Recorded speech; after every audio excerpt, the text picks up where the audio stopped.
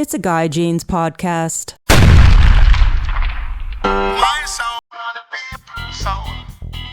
Hey, thanks for listening to the podcast. If you have any questions about the podcast or have any ideas for me, please email me at guyjeanspodcast@gmail.com. If you'd like to support the podcast, please write a review on iTunes or wherever you listen to your podcast. Oh, and make sure to follow, like, and subscribe the Guy Jeans podcast on Facebook, Instagram, and YouTube. My song, other people's song. My song, everyone's song.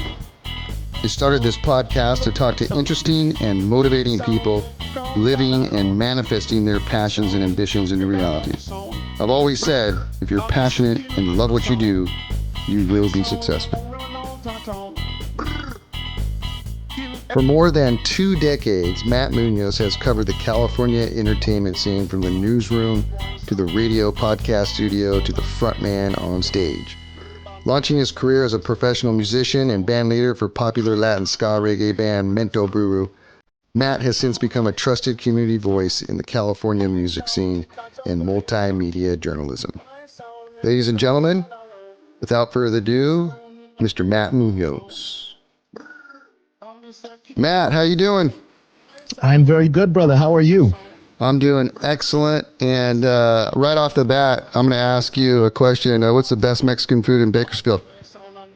The best place? Oh, man. You know what? There is a new place over on the east side. Well, it's semi-new. It's called El Asadero Grill.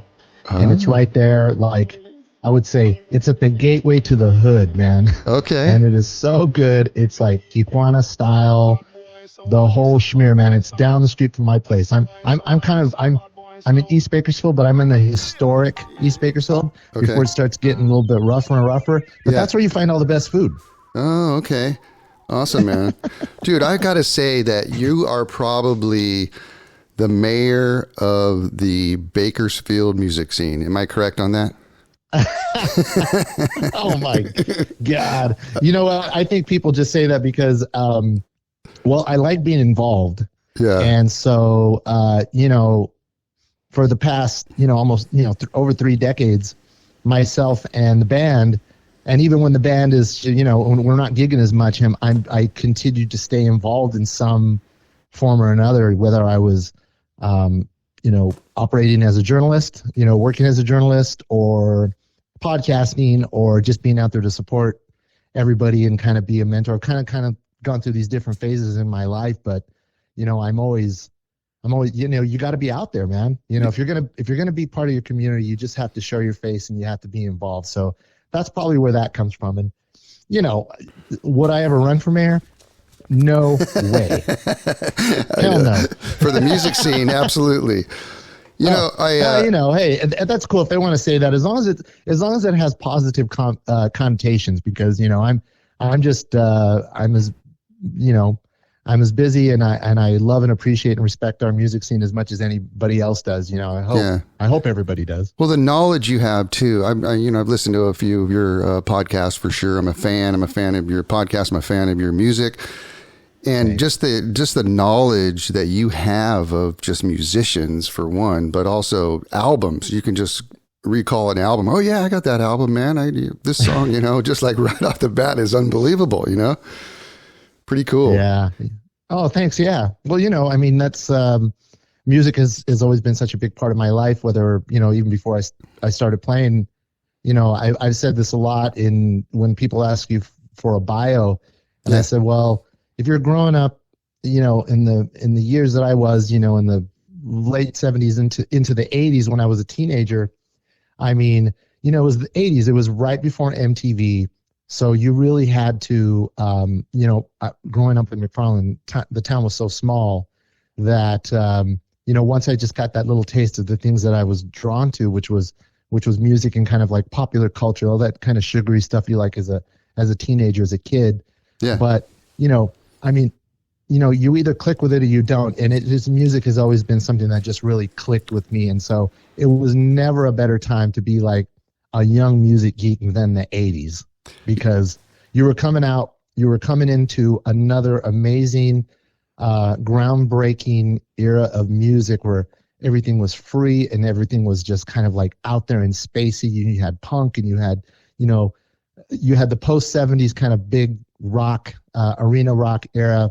And then it was like punk, and then you had ska, and then we're discovering reggae over here in the States and all that stuff. And so, the sky was the limit for you to just kind of, daydream all day about what was possible. You grew up in McFarland, and from what I understand, you started playing saxophone as a little kid, which you play saxophone now in your band Mento Buru. Yeah. And so how did you get into, well, let me go to this. Do you remember how me and you and I met? Let me see. The first time, oh yeah, you know what? I can actually remember a lot. My long-term memory is really, really great. Awesome. Now, when Mento Buru was first going to, I don't know how, every time I look back to when we used to travel to the coast a lot, yeah, I can never remember, I can only remember certain kind of original connections that we made that kind of helped us to get over there. So the first place we had gone was to Slow Brewery. Yeah. And when they used to do the farmers market, which they still do. Mm-hmm. But, one of our first out of town gigs was going to Slow Brewery, and little did we know, this is what was possible, Yeah. I mean, there was just it's a big college town, and that kind of opened our eyes to what was possible for what the type of music that we were doing. And so when we went to Slow, it's just well, if we're traveling back, we go, okay, so we see if we can make some connections in Santa Barbara. But we were always thinking about, well, what about on the way back home? Mm-hmm. And so Ventura was well, that's the spot. And I don't know who connected us with Dominka over at Bombay Bar and Grill. Yeah, right. But that was, she was the one. And gosh, I don't even know. Is she still around? She's still around, yeah, but she doesn't have that club anymore. She sold it. Yeah, okay. So the first time when we started to go down there and work with Dominka, and she would be over there to greet us, and they always took really good care of us. And we had a lot of fun in those Sunday afternoon gigs that would happen at the Bombay Bar and Grill right up in the front. And then she had told us about you guys, about Lion Eyes, Lion Eyes. So, and then I don't know at what point we met, but I did go to see you guys, and I do remember seeing you in that back room kind of area, the big area, because you guys were I mean, you're a Ventura band, man. You have a big draw. It was packed in there. And I remember you coming out, and you had the guitar, and I was just man, this is the place to be, man. Man, I wish we lived around here, because these people are really into this type of music. Yeah. And the band's great, and there was never a shortage of talent for that area. And I think, back then it was just a kind of a snail mail thing, because I had your CD. I was trying to look for it because I've had so many CDs, and I've had to kind of get rid of a lot of my collection. But I did have the Lion Eyes CD, and I remember it had that first song. Oh my God! Full Pressure. Yeah, dude, I can't believe that I listened to everybody. Yeah, it's unbelievable. Your recall, it blows my mind. That's Sweet Summer. I could see you. I could visualize you the time that I went to go see you guys. You were playing the guitar, and you were singing a song, and it was like a ska tune. Super Pressure. Yeah, Pressure. Yep. Yeah. See, remember everything. Oh my God. That was and later on it was Papanada. You did Papanada. So right. I remember everything, bro. Oh my God. I can't believe that. That's incredible, man. That's what I'm talking about. That recall is crazy. It was a lot of fun, man. Yeah, thank you, man. What a great time to go over there and be around all the bands. I mean, remember Crucial DBC? Of course. The Ska Bone plays in my band now, man, the trombone player. That's right. Yeah. Dude, okay, this is funny because when Crucial DBC used to come to Bakersfield, and this was even before Mento was formed, I used to go see them at some small clubs here in town. And when they came out with their CD, What's Next, I had them all sign it. And we ended up, when Mento finally formed, we played a reggae fest together. And I remember they used to close some of their shows with Christine Keeler, the Skylights tune. And we ended up learning that. I remember we opened our set with that song, and then we may have had him come out to play with us, but it was really fast forward to now, and I found my CD, and it has all their autographs, and I was like, Stan, man, wow. I can't believe like you're the same guy, man. Like I used to go see you guys play all the freaking time. Norman, who ended up, and remember when he used to go play with when Crucial DBC kind of dissolved, he went and played with Dave Wakeling for a while. Yeah. Yes. So I'd run into everybody, all these different places, man. You know. Yeah, that's wild. Yeah, that's crazy, man. So we met through that. I think. Did you play Nickelbees with us ever? Like with Papanata? Do you remember playing there? I think you guys. We might have done a show that we did play Nickelbees though. Yeah. The only time I remember really clearly was we played with Hepcat. Oh, okay. Hepcat show. Okay, Yeah. I think I probably went to that show then and saw you guys. Yeah, there. those cool. Is that place still around? No, it's not.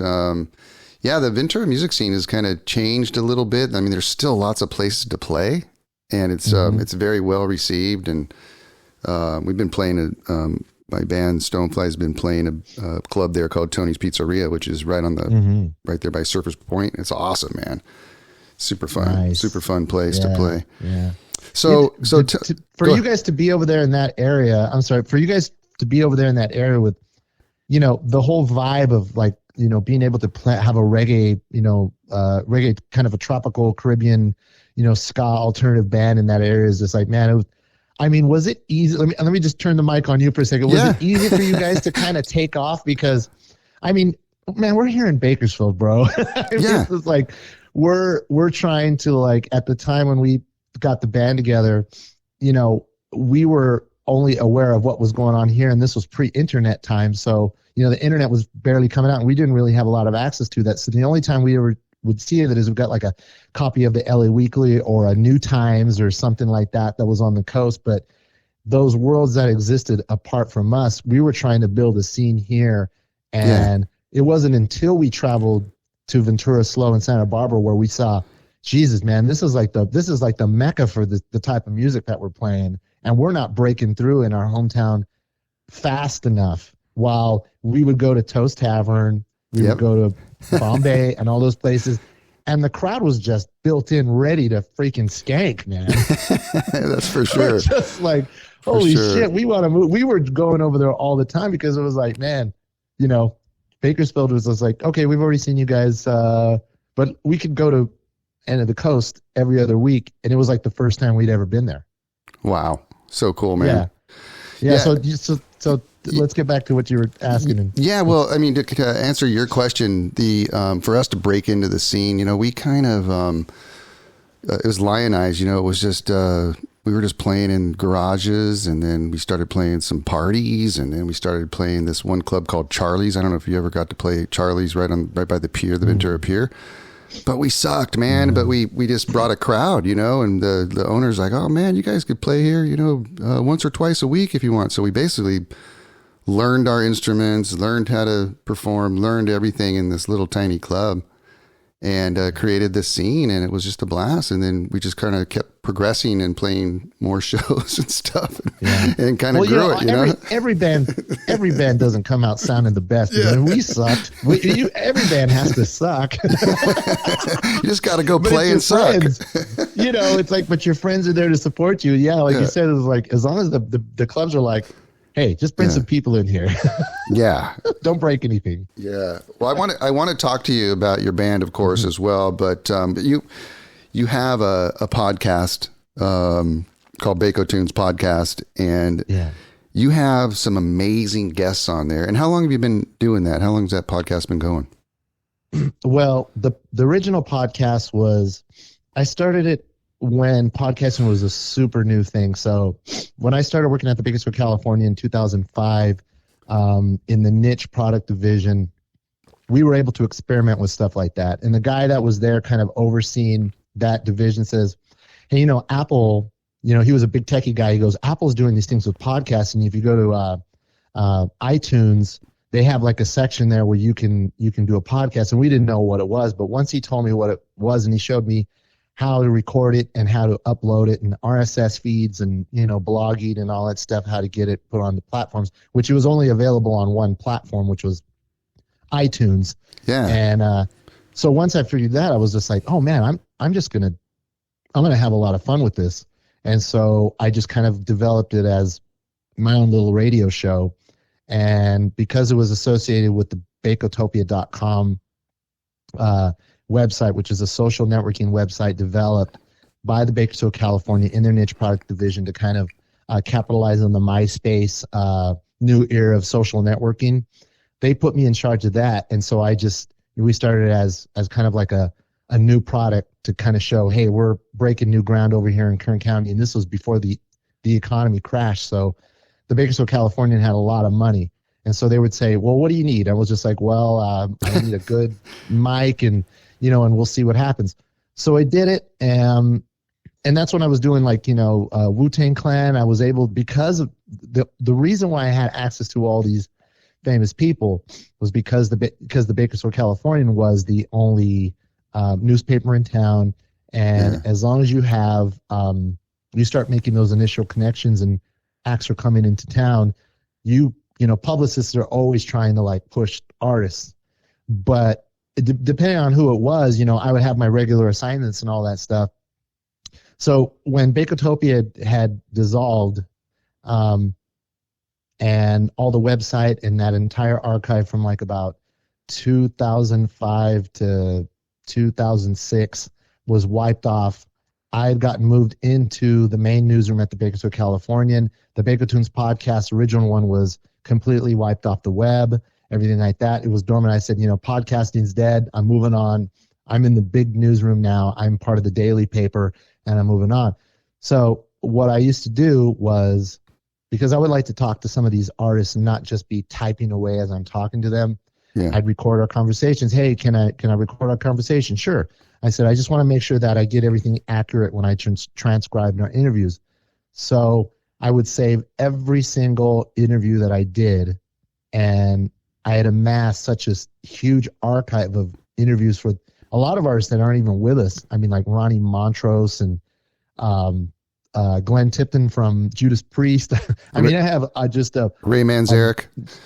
Ray Manzarek and all these people that I had done stories for that had our conversations had gone past the original, 600 word interview that I'd done.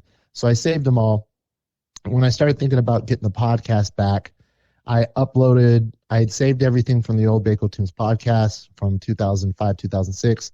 I said, well, I'll get it started, put it back up there. And it was during the pandemic. I wasn't doing anything. I was unemployed. I was at home. And I said, well, I'm just going to bring it back and see if I could do this without having to spend money. And at this time, podcasting was starting to really come back. And there are some people that have been doing podcasting through the entire time, from the dawn of podcasting to the present. And so they had freaking 10 years of podcasting. And I was just kind of I'll just get started, see who pays attention. Next thing you know, I looked at and I go, I have all these other cool interviews. Let me listen to the quality of them. And if it was something that was going to be, that it was timely or it was evergreen, and I saw it had some sort of value for fellow music geeks, and kind of something to share. And also to get myself back out there, because I wasn't working. I had already left the newspaper. I had kind of dabbled in marketing. I'd worked at the Bakersfield Museum of Art. I had worked for the Kern County Mental Health. I had worked in all these different communications areas. But, entertainment and, talking music and art and geeking out, that's my forte, man. That's where my heart is. So bringing back the Bakotunes podcast with some of those older interviews that I was able to save and kind of clean up a little bit and upload, when I started seeing that everybody was listening to them, I said, well, I'm just going to start doing it again. And that's kind of what happened. So cool. Last year I was able to get, the new devices that make podcasting much easier to do now. Yeah. And being able to show publicists that I had interviewed Ray Manzarek, Carlos Santana, Merle Haggard, all those, that makes it a lot easier for me to reach out to people now. They're like, well, if you've interviewed them, I can trust you with my client. Yeah. To not embarrass them, because podcasting is the thing that they want to do now. But a lot of these artists don't really know how to talk. Mm-hmm. Sometimes they get stage fright. And is this just going to be audio, or am I going to be on Zoom? No. What do you prefer? What do you prefer? They're like, can we just do it over the phone? Sure, don't worry. I said, listen, I always take care of my subjects. I never put them out there to embarrass them or anything like that. And, there's been times where can you send it to me first before you let me see it and before you broadcast it? Yeah. Sure, I'll do that. I'm just doing it for fun, Yeah. And here we are. Yeah. Dude, Ray Manzarek from The Doors is like one of my idols, man. And dude, what was that like interviewing him? That was really cool, man, because, if you hear the interview, it's pretty uncut. It's a pretty uncut interview. I knew that he had come to town, like, he would travel with this blues guy who was a friend of his. So like that particular interview, there's a second part to it, where we talk about his friendship with this guitar player. But then I have the other interview with the actual guitar player that he toured with. So I interviewed them on different occasions. And Ray Manzarek used to come down, and it was Pat Evans from World Records would do those concerts, which he still does over at his new place. But he would bring Ray Manzarek like once a year. He's kind of one of those creatures of habit. He always brings like every year, you always know Elvin Bishop's going to come down. Okay. Los Lobos, he's a blues guy. So he would bring Ray Manzarek. So they said, well, if you want to interview him, here's his number. And I was like, okay. So then I called him and pressed record, and man, like you talk about, thank God that I pressed record and I had that conversation, because I mean, after our conversation, I think he must have passed away like maybe a year later. Really? After that, I mean, some of those interviews I should go back, like which I did with Merle, where I went back and I did an introduction as to give the interview some context before we started, because some of these I just kind of started. Hello, this is Ray, and then we start our conversation. But like with the Merle Haggard one, I was hoping that, well, I don't know if anybody's going to even understand, like, why am I interviewing him? What's going on? So maybe I might do that with the Ray Manzarek, is actually go back and add an intro to it so people know why I was interviewing him, and kind of give them a little context before we just go into the thing. But Ray was cool, man. I mean, you heard us. I mean, he's just, we talked about X and stuff, and, I mean. Unbelievable, man. Wow. Cherished. Hey, I got a funny story about Ray Manzarek.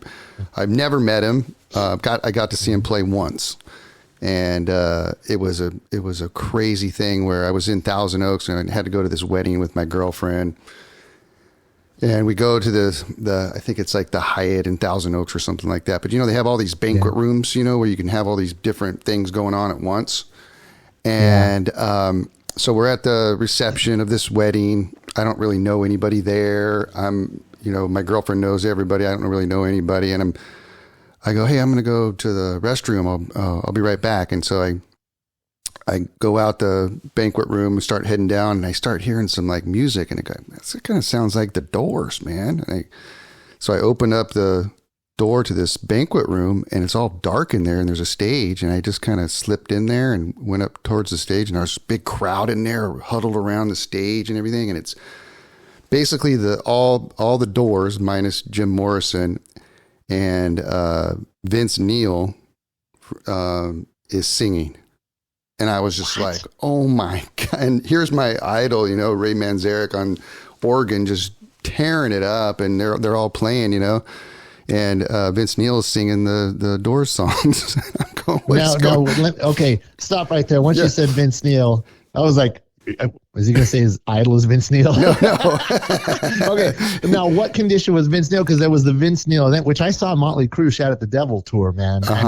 Motley Crue, I love Motley Crue. I'm a fan. So that was that crazy time. But what condition was he when you saw him? Because now he's not the same Vince Neil. No, this was like, I'm going to say 30 years ago, maybe, something like that. So he was in decent condition, Yeah. You can still remember. Yeah. You can still remember the words. Yeah. He was singing away, man. But I snuck back out, got my girlfriend and a couple of her friends, and I go, God, let's go over here. And we went back in there, and kind of crashed that wedding reception or what was going on over there. It was pretty cool. It was somebody was getting married. It was a blast, man. I got to be like right next to him. like literally, Yeah. by the organ at the B3. And I was like, whoa, I can't believe this is, so that was cool. Yeah, man. Well, being that close is even better than, interviewing him over the phone, man. So you were up on me on there, man. And to be right there with Vince Neil. He's still kind of a rock god at the time. Yeah, man. It was awesome, man. It was really cool. So let's go back to music real quick. Sure. So I want to find out how you got into the ska reggae scene, being from McFarland.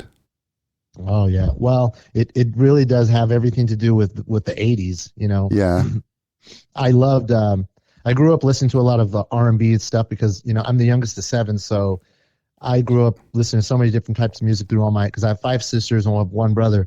So all the jazz stuff from like my dad loved big band and everything like that. And so I kind of like, by the time it got to me where I was really conscious of what I was, of music in my life, my sisters were watching Soul Train, they were watching American Bandstand. And so 80s, I mean, that's all it was for me. And this was, we didn't have cable for a long time. So it was like, you listen to whatever was on the radio, and that's when those formats were so mixed. But it's not like this was pre-cutting edge radio, man. So we're listening to you grow up listening to a bunch of crap until like somebody decides, I'm going to shake up the format, and, we're going to, it's a new era, man. It's the 80s. And so once I was playing the sax, elementary school, junior high, all that stuff. Yeah. Once I discovered the punk rock stuff, I loved that because it was just like, it was something different. And it's like, you could be whatever you want. And, I like the girls that were those edgy kind of like troublemaker chicks. And so you had punker chicks. And, we didn't have any of that out there. It was just nothing but farm kids. I mean, how was it like? I mean, how did you get the introduction to that? Like, did you hear a song and you're like, oh, and then you kind of delved into exploring more of the punk or whatever you were kind of going that way? What was the first song or record that you heard that you were like, oh my God, what is this? Oh man. Well, the earliest ones that I remember from that was Rock Lobster, B-52s, Absolutely, man. yeah. Because that was one of the first songs that actually crossed over into mainstream radio. So I remember Rock Lobster would play on KKXX, or KKXX was like the main rock station in Bakersfield at the time. And so my sisters were hip, they were a little bit older than I was, but they were in high school. And so for them, they were at that perfect age in high school. So Rock Lobster, and they would play the full version of it, man. So you got the full thing. Yeah. And then after that, it was Talking Heads, Once in a Lifetime. Oh yeah. So there was those 2 tunes that you heard. And then when I got into high school, and you're like, well, I can't form a band in this town. Nobody wants to do anything. I'm playing the sax. I would play along to like R&B records, Tower of Power and everything like that. But then once I discovered Madness, I mean, once I saw One Step Beyond, I was like, oh man, okay, this is the next step. You can't have a saxophone in punk, but you can have a saxophone in ska. And I want to know what all this stuff is all about. And at that time, by the time I had access to be able to go like buy those records, a lot of those records were they were already, like 79, 80. The specials came out in 79. So by the time I was really able to gravitate towards in like 82, 83, some of those bands are already broken up, Yeah. But I was like, I love this stuff. And then Fishbone, Oingo Boingo, man. I mean, oh my God, yeah. That was it. That was the end all be all. I got to see him in Bakersfield in 83. Good for Your Soul right here at the Fox Theater. And then I just became like obsessed with Oingo Boingo. So at that time they only had 3 albums, and I was just listening to them all the freaking time. But you had to save up all my lunch money to go buy a record, and it had to wait till I came to Bakersfield. It was just like, well, we can't go to Bakersfield. We can't go for 2 weeks. But I'm like, how am I ever going to get this music? There's no record store around here. So I had to wait. Like, it was always like the last one to get everything. But once we got cable, MTV came out, and we would get like the LA stations that would have like video shows, like MV3 would be Richard Blade was barely coming on the scene. And then they would have like the English Beat, Yeah. Oingo Boingo, Wall of Voodoo, all that IRS record stuff. Oh, And I yeah. was just like a complete 80s kid. So it wasn't just limited to ska. It was like all over the place. But, it was a good time to be a horn player in the 80s because there would always be like at least one horn saxophone, and Los Lobos had a sax player. They still do, and you finally got to see Chicanos playing cool hip music, Yeah, and Boingo and Specials and Scatolites and all that stuff came later, but definitely 100% 80s, man. It was just kind of part of that flow of and that flood of music that I discovered, and I got to have it all. Did you and see? It suited me. Did you see Oingo Boingo when they came to Bakersfield? This last time? No, just like when you were younger. When you were a kid. Yeah. Oh, I bet. I saw them. I saw them. Oh, I saw them a bunch of times. Yeah. I saw them. Good for Your Soul tour. My sisters took me. It was at the Fox Theater downtown. This is when the Fox Theater was in complete disrepair. I mean, it was falling apart, man. But the shows that they had at that time, I mean, Wall of Voodoo, Missing Persons, everybody that was hip and happening at the time could play at the Fox. It wasn't like now. I mean, at that time, it was just like it was a venue that was falling apart. There was no foundation to save it, no historical society. It was just like I would go there to see punk shows, and I would be like, man, they're going to completely destroy this place. It's just a freaking mess. Now, it's all restored, but I got to see him live there. I got to see him many times in LA. Uh-huh. I was at their very final show on Halloween night, 1995, Universal Amphitheater. And, I guess. And Fishbone. Oh, yeah. Couple of things I wanted to say there was the Fox Theater in Bakersfield is like the spitting image of the Ventura Theater. It's like the same contractor must have built that way back when they did that, because they're the exact same theater. Except for the, I love the Ventura Theater. Last time I was there was the Specials. When the Specials did the reunion when they had Special everybody. Beat? Oh, was it? No. It was the Specials. It was the Specials. Terry Hall. The only one that wasn't in the group was Jerry Dammers, and it was before Neville Staple left. And what year was it? It had to have been 2000, because my wife and I were dating at the time, so it had to have been like 2012 or 2013. But the Specials had done a full reunion. They'd played Coachella, and then they came back. And they were still doing like just the classics. They were like, we're not doing any new songs. And so it was just like, we'd played with the Specials in Fresno way back in the day, like 97. Uh-huh. And it was like a guy who sounded like Terry Hall. You had some of the original members, but it was like the drummer was the drummer from the Selector. Oh, okay. And it was kind of like a hodgepodge. And if you were into ska, well, you know how it was back then. It was just like, it didn't go through. This was before the big boom of like Boss Tones, No Doubt, and all that stuff kind of blew up. Yeah. And then it just kind of went away.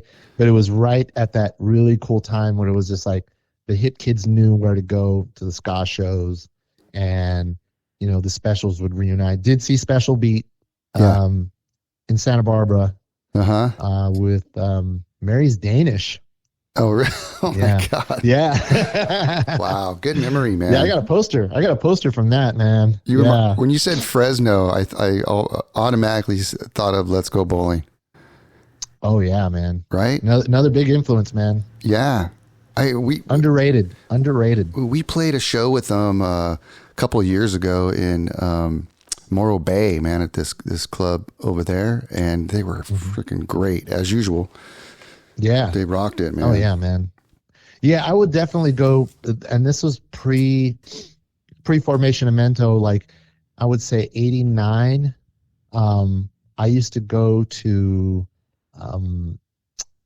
the Reseda Country Club. Oh yeah. And I don't know how I'd find out about these shows. Reseda Country Club to see Crucial DBC, No Doubt, Hepcats, one of Hepcats. I saw like their debut show. Let's Go Bowling, New York Citizens, the Toasters, like all that era, late 80s into the 90s before the formation of Mento Buru. I absorbed it all, you know. Yeah. I would just drive down there, and like if I was dating somebody, it was like, hey, let's go to this show. And like I didn't have a car. And so she's like, what are we gonna go see? And like we'd go. And so they'd take me because we were dating. They probably had no interest. But I was like, and then it was see Skank and Pickle, and you know, all those crazy bands. Upbeat. Yeah. Upbeat from Santa Barbara. Yeah. Yeah, man. So and sounds like you and I really grew up with a lot of the same bands, loved a lot of the same bands, you know. Dude, I saw this the first time I got introduced to Steel Pulse was at the Ventura County Fair. Were you at that show?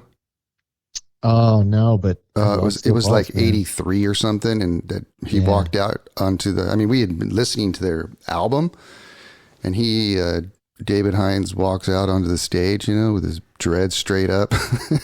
And we were just all these kids, you know, just going, oh my gosh. And they just tore it up. It was so cool.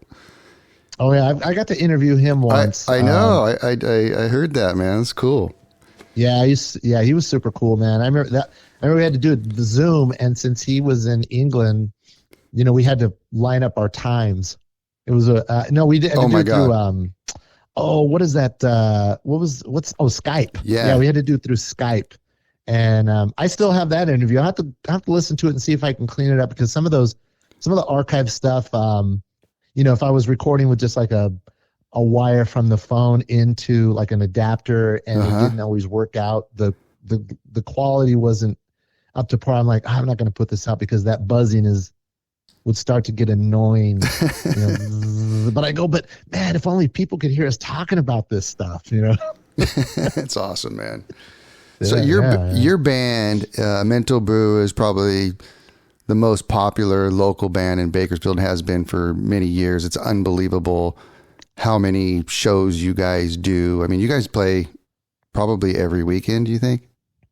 Not so much, you know. Post pandemic, we're starting to get back into it, but you know, we figured out the state of the scene as far as where places are, where, you know, venues that offer live music, you know, a lot of them during the pandemic, they just kind of came out of it where they're like, you know, I think we're just gonna not have music anymore. We're just gonna leave the restaurant or the venue the way we had to modify it to keep the business open. Yeah. And they're just like, we're just going to take live music out, or they're just going to maybe have karaoke or an acoustic singer, you know, yawn, you know, somebody that's going to come in, you know, with their acoustic guitar. And I was like, man, you know, if I have to see some of these places that should be having bands, or like we poured so many years into some of these venues in town, and then and to made them a lot of money, And so they would always be able to rely. I mean, we played some clubs where we've helped them pay their bills. For sure. They booked us there because it's like, we need to make some money. And then now it's just like, no, we're just going to have, a solo guy, whatever, duo playing acoustic because it's cheap, and they'll play for tips. And I always want to be like, John Belushi in Animal House and just go down there and get the guitar and just smash it against the wall. I don't want to hear you play Tennessee Whiskey or none of that garbage. I just don't want to hear it. It's still a good song, but I just don't want to hear it. You know, I'm a little bitter. I'm like, we want to play too, man. You know? Yeah, absolutely. It's starting to turn around a little bit, but I think right now, so far now, we're just it's kind of becoming more of like a seasonal thing. So you do your holidays. We did St. Patrick's Day. April, we kind of go back into the lab. We look at the songs. We say, you know, let's spruce up the set list a little bit. If we play some clubs, or we're going to write. I mean, we have a lot of stuff that we didn't even get to finish during the pandemic. And then by the time the beginning of May comes out, and you got like Cinco de Mayo and all those things that we get asked to do, kind of opens up the season. But if we weren't getting booked for a lot of private functions and community functions, there isn't a whole lot of opportunities around here. Unless you just want to go and do, the solo thing at the wine bar or some stuff like that, and that's just not us. So are you guys writing music still, or? Yeah. Okay. So when Joe Vasquez, our trombone player, rest in peace, right before he passed away, he and I had started working on some music together. And Joe and I, going all the way back to the original Mento days, was that the way we used to write stuff was Joe was the music theory guy, the transcription guy. Yeah. So I used to play like, hey, I want to do this on this song. Okay, I wrote this song. So what I would do is I would have the melody in my head, sing the lyrics to him. So then he would write down, this is the key you're singing this in. This is the key you're singing this in. Boom, boom, boom. And then I would play the horn lines I would want to play. And then he would figure it out. He would figure out the harmonies. And that's the way we worked together. Oh, and cool. So I was the primary lyricist, primary songwriter, but it was a collaboration between Joe and I when it came down to like teaching the band what to do. Like the bass has got you, this is what you're going to have to do here, and doing all the styles and all that stuff. But before he passed away, we were working on some stuff, but they were just instrumentals at that time. And when Joe passed away, I still had the emails of the MIDI files that he had recorded, and he had even done a song of his own, but it was just like maybe 8 bars of a tune.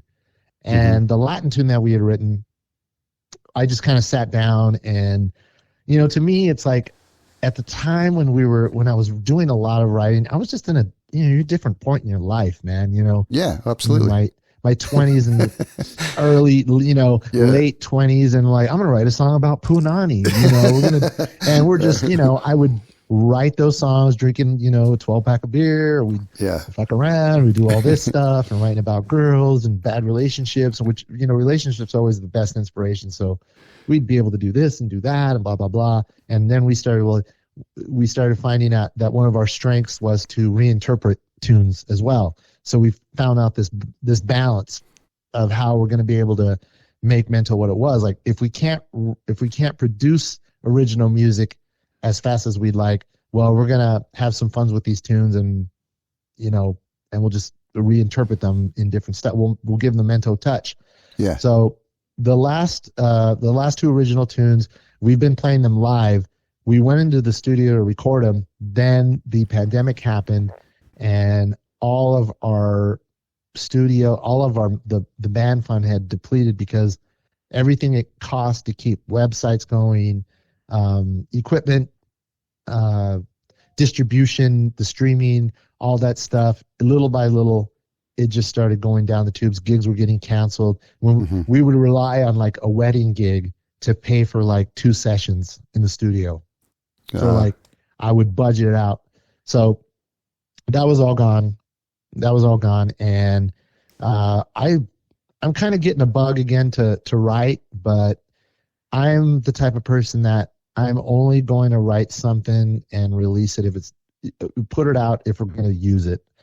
I've never been that type to be like, I'm going to sit down and write 50 songs. Yeah. And if we don't use them, then we don't use them. You know what? Yeah. I don't like to waste anything. That's just me. Yes. So write it and then perform it, basically, is what you're saying. Yeah, write and perform it. The 2 new originals, which are great. I mean, I'm really proud of the first Latin one that I did, first Spanish song that lyrics I did. It's called Mátame, Kill Me.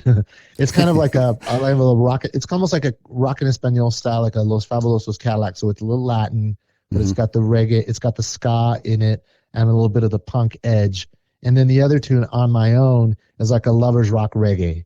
Nice. And I was able to really feel proud of like, man, I got some really good lyrics still left in me, even at this age. I feel like what I can write about is going to be, people are going to be able to gravitate towards it now. And I'm not writing about Punani or anything like that, but it's still hip enough, even though we still play that song because everybody wants to hear it, especially a lot of girls. And and I'm like, yeah, I'm only going to put this out if it's going to be something that's going to be hip and If I dig it, I give it that feel. If I feel confident with putting it out there. And it is fun to see people's response. It's like, oh, Mento's got some new original stuff. Great, you know? Yeah. But, you know, it was like we spent many, many years building our families, being a working band, but that part of being in a band was just, it was helping us pay bills.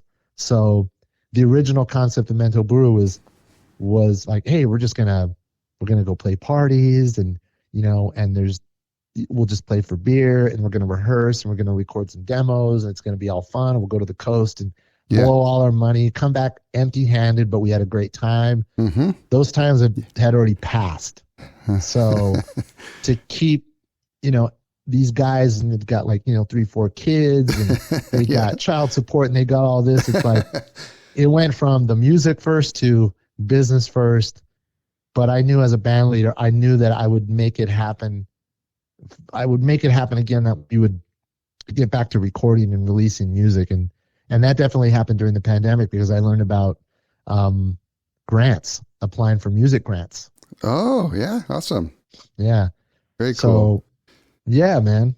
Music grants. Your sound, is it, you know, it's got the Latin, cumbia, ska, reggae sound. I'm you know, putting that together in my own mind. It's almost like it's its own original sound. Would you say that's true? Is it's kind of like your sound comes from like your environment, you know, like the Bakersfield area, would you say is kind of like where your sound comes from? Yeah. I mean, pretty much if you were to go back to when we started to morph more into from a straight ahead reggae band, and then we started incorporating ska. You know, when the Latin thing happened, there wasn't a whole lot of bands doing it. I mean, and like at this time, ska, if you were going to be pretty much predominantly a ska band, the scope of gigs and everything that you were going to do was going to be very limited. Right. And so we kind of had to make a decision of what we were going to do, because then we're going to do like a full ska show, and it's just like, you know, the ska kids had kind of already moved on. And so then we were like, well, what are we going to do? And, you know, we're kind of looking around, and the more times that we started spending in Los Angeles, we would get these opportunities to play at like these Chicano underground art shows. Okay. And we started to see what all the kids were into and what the DJs were playing, and they're playing like this kind of vintage Latin music. And then you started to see little by little that some of the the ska bands like Yes Ska and all that, and this is pre-Ozo Motley, were starting to kind of add, like, it was more like a cha-cha ska. So it wasn't a straight ahead ska, but it was like a cha-cha, and they had a conga player and they had a timbale player. So when Marcos Reyes, our conga player at the time, he's been with War for, I don't know, about 20 years already. Marcos would play us. We were roommates for a while, and he would say, yeah, check out all this. And it just clicked with me, man. I just really dug like Poncho Sanchez and Tito Puente and all that old Latin rock stuff that we grew up listening to. But we started to see, well, let's kind of little by little add this in there, because we'll be able to bring more out of Marcos as a conga player. And we would add one tune every once in a while, like a Spanish Grease by Willie Bobo, which we ended up recording with Willie Bobo's original bongo player when we were on Moonska. So we would do that. And that was kind of a straight ahead, almost like Oye Como Va tune. And people were starting to dig it. LA at the time in the hip clubs, like in Santa Monica, West LA, we would get all these really cool gigs, a lot of art house gigs. You know, people didn't even pay attention to the fact that we drove all the way from Bakersfield. They just dug with what we were doing. And so a lot of the bands in LA, we were just lucky, man. We were just lucky that we just clicked with this LA scene. And then we started meeting different people. And when we came back to Bakersfield still hadn't really embraced that. They were still into, because Korn was big at the time. So it was like the Bakersfield music scene was Korn, Adema, metal, punk, all that stuff. Uh-huh. There was maybe over the course of like about 10 years, there was maybe 2 or 3 ska bands that had kind of come up, after us. And they only last for a little while because they're in high school and, they're just having fun and doing all that stuff. Yeah. But we were starting to play more Latin music in our shows. And next thing you know, man, we hadn't even played a ska tune in freaking years. We were just playing nothing but Latin and funky stuff. We played like some funky tunes, but for the most part, and they weren't even cumbias. They were just straight ahead like cha-cha-chas. And then we were learning about like salsa music. So we were learning about the clave and playing, and all that. Next thing you know, man, we were still called Mento Buru, but we were playing just nothing but Latin music. And then because of those waves, and you start seeing people's tastes, we said, why don't we try cumbias? Cumbias were easy for people to dance to. It led to us getting more gigs. And then I started singing more Spanish. I started getting more comfortable with singing in Spanish. So I started out really slow because I didn't grow up fluent in Spanish at all. I had it was like a slow progression. So I started kind of like pushing myself to learn a little bit more like this. And then thankfully, all the guys in the band, because we got Mexicans and white guys, they dug the music, man. And, and like you said, it's kind of reflection of this area, of the people that are around us, the people that come to see us. And post ska years for Mento Buru, we saw that, these different ages of Latino community, of the Latino community were coming to see us. So if it was like the OGs, like the abuelitos were coming to see us because they liked some of the tunes that we were playing, I started singing Sabor a Mi, slower songs. And then we have like the young Latinos that were coming out to see us, and they were hip to what we were doing too. Like there was already rock en español, and they were doing, Los Fabulosos Cadillacs, prime example, Maldita Vecindad, Café Tacuba, they were singing alternative music in Spanish. I was like, man, this is what we need to do. We need to do it like this. And I wasn't interested in starting another band. I didn't want to have to go through like reestablishing ourselves, change the name, do this, do that. We're going to say Mento Buru, man, because there's just one Mento Buru. And I said, we can do whatever we want. We don't need to like worry about what anybody says about this, because we would hear this a lot. Well, I remember when you guys were a ska band. And I said, well, that's good, man. But, we do this. We're Mento Buru, man. We're a band for everybody, which we still love playing ska. Yeah. But we have had those nights where we're like, okay, guys, because the guys are all, come on, man, let's do an all ska show. And we'll start out that way. And the people are just waiting for us to just go back to playing cumbias. They're just waiting. They're just waiting for us to go into that. And then we're like, okay, hey, man, it's all good. You came here. You came here to see us, and we appreciate you, and we'll do all that. But there are those occasions where we could just play it all, man. Like we start out fast. We start out playing some funky reggae and some ska, some cumbias, a little bit of this, a little bit of that. We throw in an Oingo Boingo tune. I know. Yeah, you do. I like that when you guys do that. That's cool. Yeah, man. So it's wild. But like you said, short answer, yes. Yeah. What we do now is definitely a reflection of Kern County in Bakersfield. So who's in the band? We're soaking it up. Who's in the band currently? Okay, we got me, Matt Munoz, vocals and sax. I'll do it in order of veteran status. So you got me, and then let's see, we got Cesario Barraza is on drums. Oh yeah. Caleb Moore is on bass, and you have Sal Galindo on guitar. You got Paul Perez on sax. You got Jay Smith on piano and keyboards. Brent Williams on trumpet, and Justin Kirk on trombone. Oh, okay. Yeah. So you have 4 horns? Three horns? We normally... Awesome, man. Yeah. Well, Justin... So this is the thing with Justin. Justin just moved to Santa Paula last year. His wife was an attorney, so Justin is like a session player, big-time touring guy from L.A., He toured with Al McKay and Earth, Wind & Fire, the guitar player from Earth, Wind & Fire for years. Wow. Traveled around the world with him. traveled with Booker T and the MGs. Wow. Done all this stuff. He did stuff with Jason Mraz, big time session player. He's a USC graduate. So he was here in Bakersfield with his wife who was working for the county, and he used to come see us, but he never introduced himself to us. And this is when Joe was still alive. So when Joe passed away, we were just like, well, let's see, what are we going to do? It's not like the pool of musicians for bands to pick through here in Bakersfield is very limited, man. I mean, in all honesty, as somebody who knows the scene as well as I do and everything, it's just like, that's for sure. to have the level of musicianship to kind of keep up with what we do and be able to do it, it's just like, oh man, it's just not happening. So when Justin found out that Joe had passed away, he felt really bad, and we just started talking and everything like that. And I said, hey man, you think about coming to jam with us? He's like, sure, man. So he ended up joining the band. So we had for like a good 3 years, he was playing with us all the time. His wife was working over here.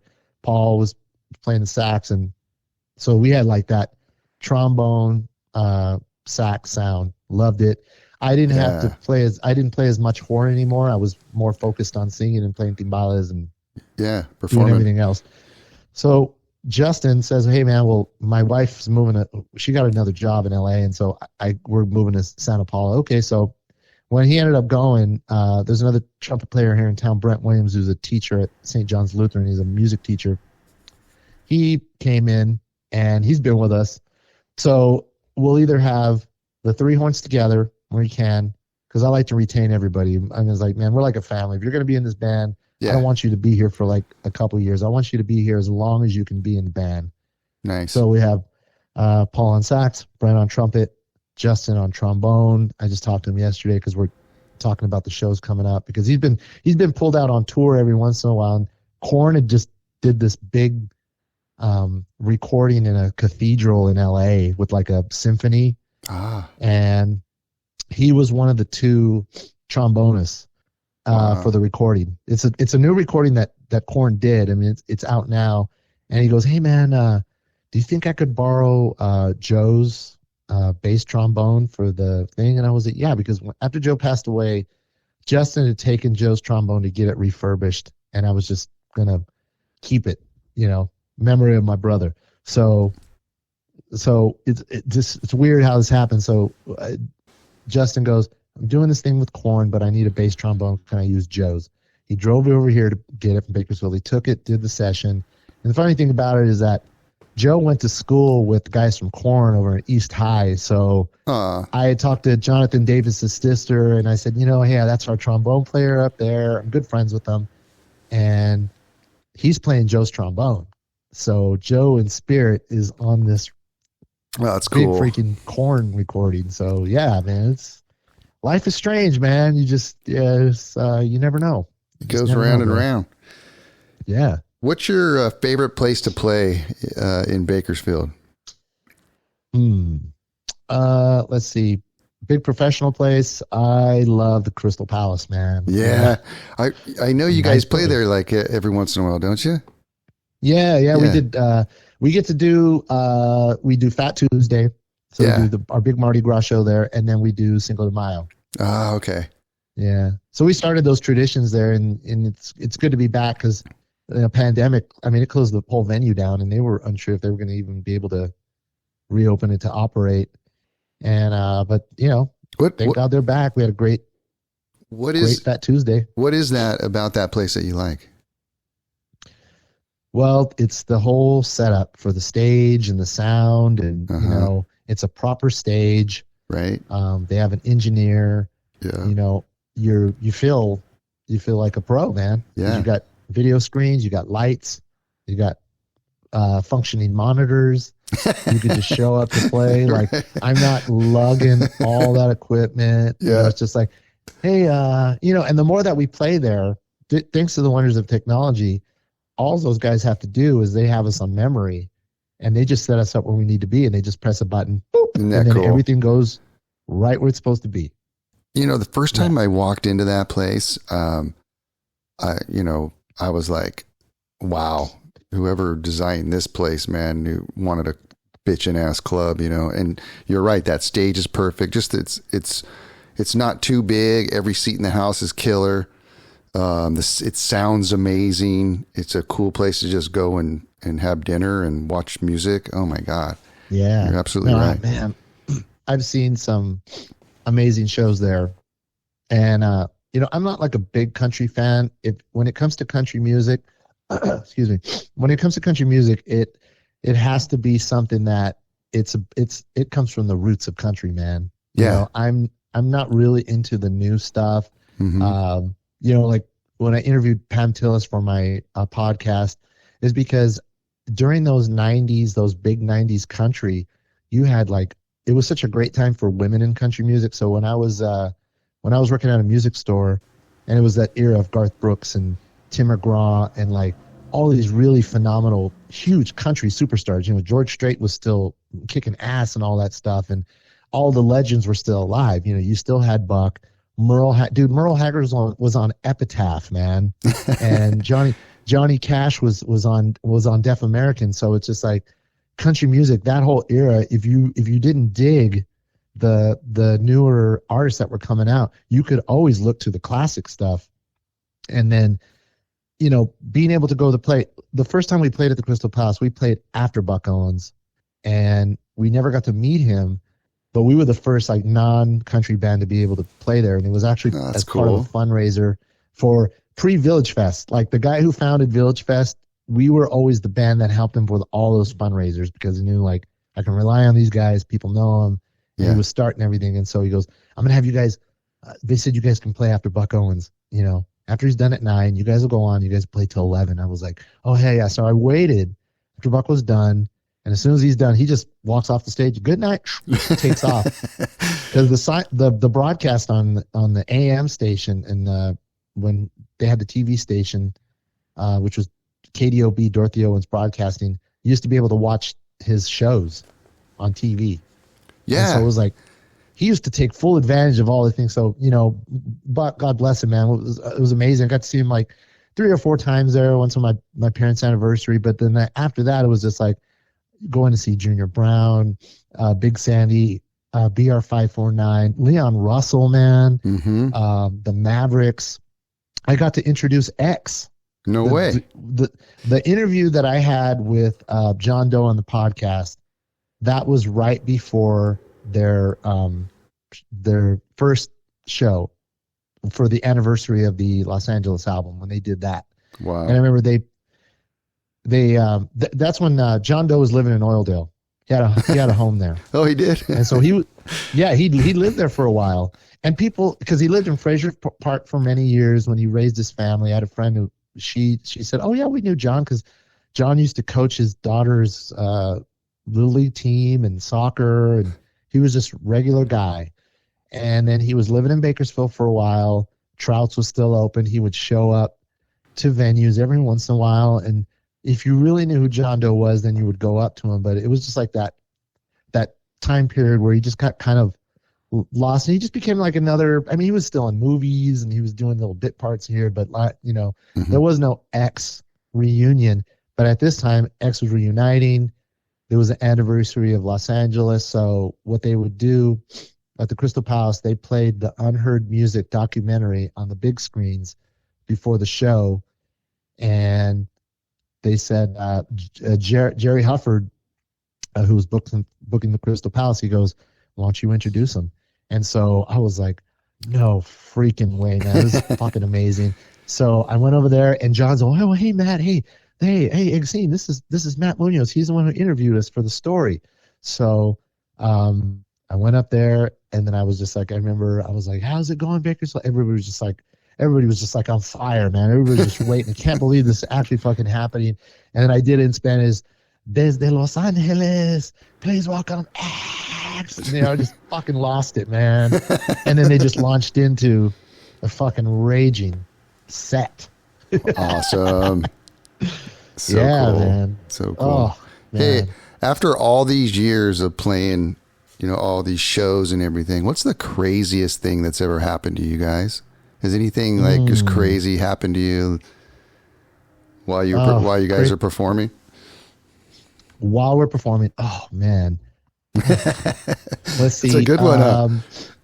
Well, we've had some of those times where it's just like there's been some kind of things that have gone beyond our control that have happened on stage. Everything from like, you go through those periods in your life where you have like you're dating somebody that has the jealous boyfriend who shows the ex-boyfriend that shows up and starts shit, or the ex-girlfriend who just won't stay away and all this stuff and blah blah. It's just those irresponsible years, and us drinking way too much, us having to babysit a band member, and it just goes on and on and on. But we've had so many near-death experiences driving back to Bakersfield because we would party so hard and have such a good time. And, we'd do fiesta days, man. We had a guy that would book us there. So we were like, for 3 years, we would be like, we were a headlining band in De La Guerra Plaza for 2 years, like us all the way from Bakersfield, man. And we'd play at Toes. We'd play at Soho. So we go Toes, Soho, and then De La Guerra Plaza on Saturday. And then on the way back, we'd stop at Bombay. Awesome. Good little, so little we'd shot. be there all week. And we'd stay at in Goleta.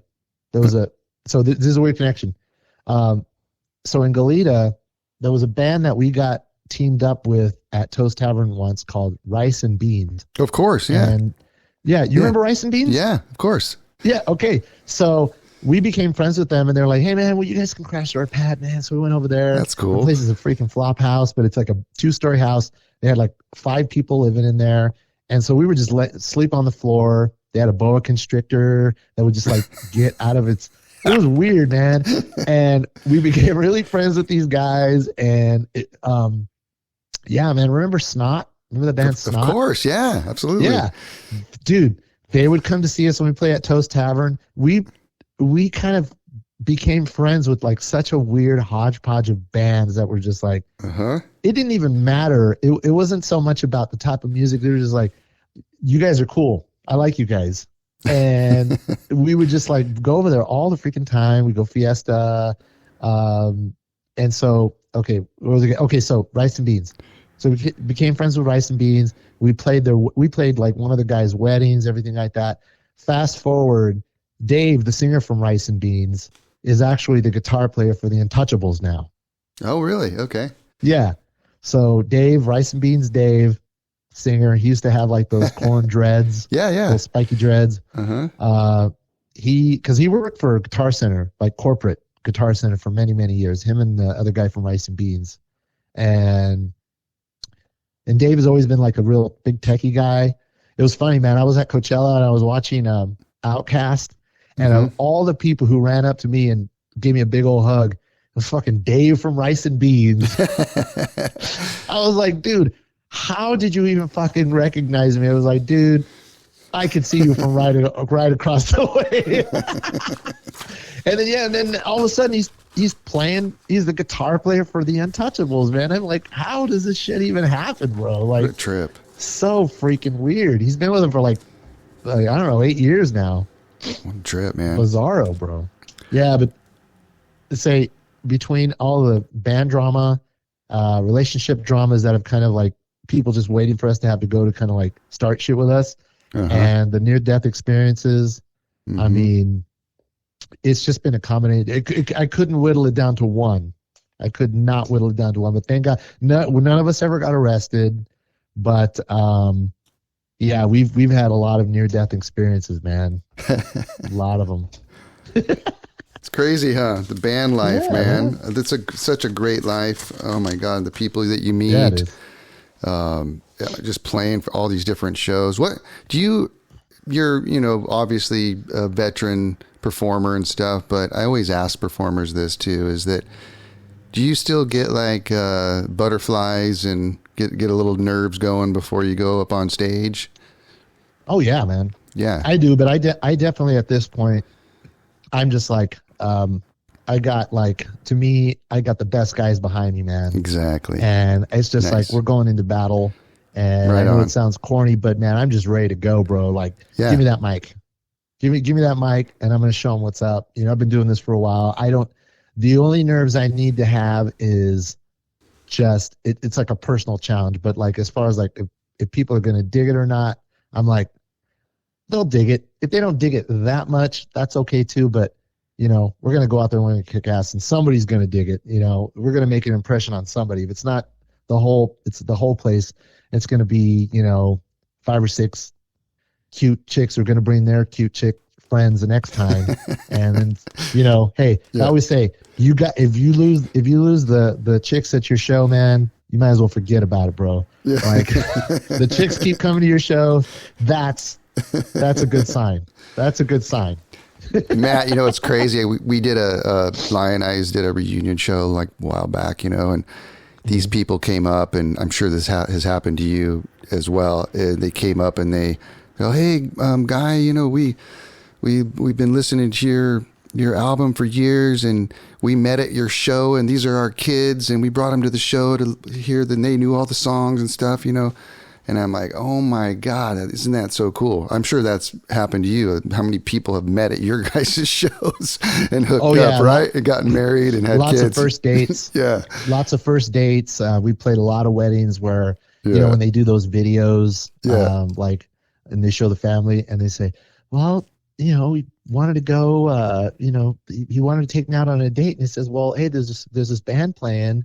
And I was just like, so the way he says it, he goes, I knew that if she wasn't into live music, she was going to be into live music now, because I knew that this band was going to deliver. I was like, yeah. And everybody was like, yeah. I was like, that's a good sign. That's a good sign, Dad. Like, you know, he was confident enough that this band is going to help get me laid.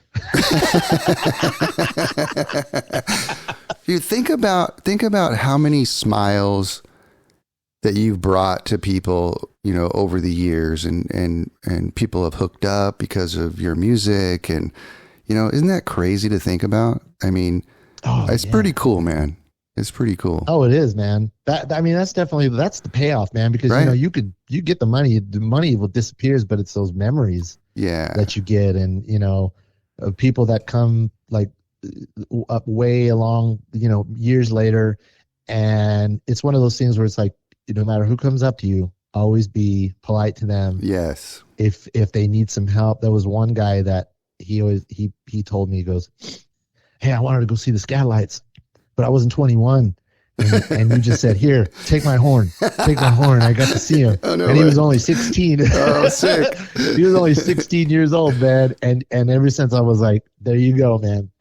And he has a band now. And we've been really, really good friends all these years. Band Valorio here in town. He started on a ska band when he was a kid. The name of his ska band was Rigby Reardon. Oh, cool.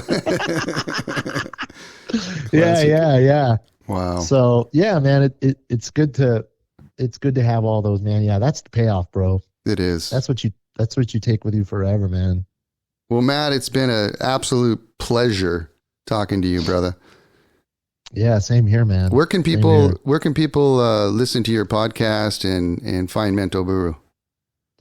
So if you go to mentoburu.com, mentoburu.com, it'll take you to a link tree, and you know, it's got everything. It's got our the links to the Spotify. We're on all the platforms. Everything that we've released, that we've recorded, is officially out now. It's out there as much as can be. Any of like the 7 inches or the steady beat stuff that people ask us, hey, you know, you have the old 7 inches. You could probably find them on Discogs and stuff like that, because you know, people like to collect those things. But if you go to mentoburu.com, and the same thing with Bakotunes, Instagram and Twitter. I kind of whittled it. I was like, I can't keep up with all these social, like having multiple things. I try to cross pollinate them all, so that if you just go to one. So if you go to, pretty much I have the same handle for all my personal ones. It's Matto Munoz. So if you go to facebook.com/Matto Munoz, MattoMunoz, or Twitter, Instagram. Just look up Bakotunes Podcast, Bakotunes, and it won't get confused with any other Bakotunes podcast, because I don't think there's anybody else with a Bakotunes handle. But Instagram, we're on everything. Every single platform you can think of, and reach out to me if there's something you want to pitch. People want to pitch to me. I mean, I'll have you on my podcast. Oh, that'd be awesome, man. That'd be awesome. Because I'll know all the, remember the things all I remember from that time? I could pick your brain, because I used to, as just a visitor to Ventura and all those things and all the things that I was aware of. I've always been curious about the history of those areas, and I know you'd be able to ride my mind. All those Warped Tours in Ventura were the best times ever, man. Oh yeah, I went to all those Ventura Warped Tours. Did you? You know. Oh, and the Grateful Dead came through there all the time. Oh my God, it was unbelievable. Yeah, man. Such a cool town to be a part of, for sure. Yeah. Well, Matt, I think I'm feeling a ska festival coming together here, man. Yeah. Wouldn't that be fun? Let's do it so we can play some ska again. Yeah, it'd be fun, man. Well, do it again. Absolutely. Hey, it's been an honor to have you on my podcast, man, and I really appreciate you being on. And the best of luck to you. I'm a fan, and I'll be coming to any of your shows you have that I can get to, and we'll talk soon again. Yeah, bro. We're gonna bring you back over here. I know we haven't had a chance to reconnect since like the Village Fest, which was some years ago, but. You guys are doing your thing. So like I always tell everybody, listen, if we can't connect, the main thing is that we're all staying busy doing our thing. Yeah. So absolutely. Everybody just do your thing. Just because we haven't seen each other and we haven't been on the same bills does not mean that we're not out there supporting each other. It's like, we're just trying to stay in the game, man. Right? Exactly, man. Yeah. So keep doing your thing too, man. Thank you for having me. You bet, buddy. Thanks, bud. You got it. All right. Peace. Peace. It's a Guy Jeans podcast.